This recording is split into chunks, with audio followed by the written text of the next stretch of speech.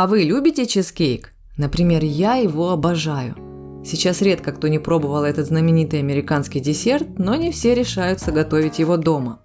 Предлагаю вам беспроигрышный рецепт вкуснейшего чизкейка с ягодным соусом.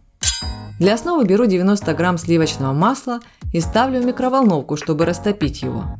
200 грамм песочного печенья ломаю на кусочки и перемалываю в блендере. Печенье можете взять на ваше усмотрение – белое, темное, с орехами, главное песочное.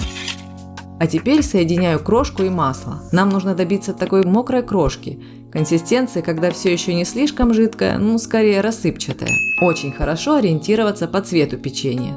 Оно должно потемнеть. Теперь высыпаю заготовку в форму. Здесь настоятельно рекомендую брать разъемную, у меня 20 сантиметров. И для большей простоты я застелила дно бумагой, так будет проще его вынимать. Высыпаю и утрамбовываю равномерный слой дном стакана. Я не люблю, когда у чизкейков бортики тоже песочные, но если вам нравится, просто сделайте чуть больше песочной основы и разравнивайте бортики по стенкам формы. Готовую основу убираем в холодильник. Натираю цедру одного лимона. Получилась столовая ложка цедры.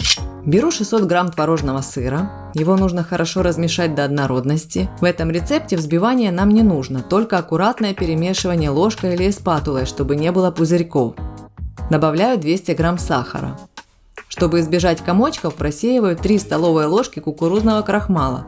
Добавляю 3 чайной ложки соли и цедру лимона. Все тщательно перемешиваю. Затем добавляю 2 яйца. Опять смешиваю и 2 желтка.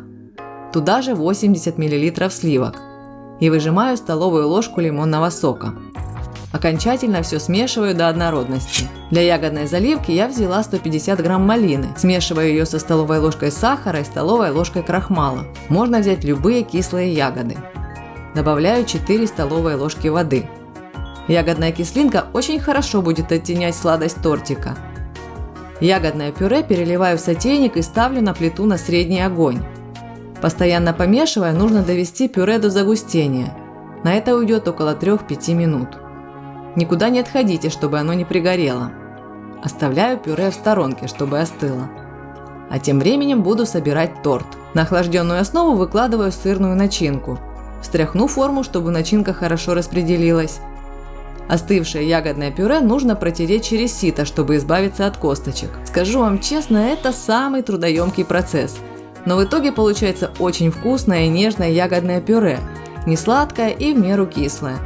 Я перекладываю пюре в силиконовую баночку, но можно воспользоваться и кондитерским шприцом, чтобы вместо узора сделать, к примеру, ягодные впрыски в начинку или выложить половину начинки, сделать ягодный слой, а сверху залить оставшейся начинкой. А я просто решила сделать рисунок и ягодным пюре полить уже готовый чизкейк.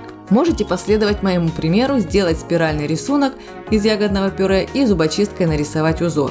Тут уже дело фантазии. Я сделала паутинку. Накрываем фольгой и помещаем торт в духовку, разогретую до 200 градусов на 10 минут.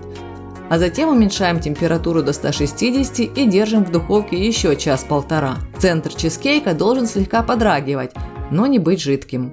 Оставляем торт в выключенной духовке с открытой дверцей остывать.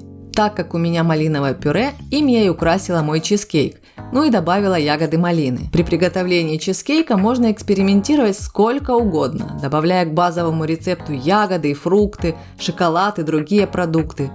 Если выдержите, пусть чизкейк постоит ночь в холодильнике. Когда он хорошенько охладится, то станет еще более вкусным.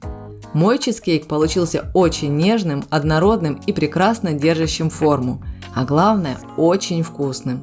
Приятного аппетита!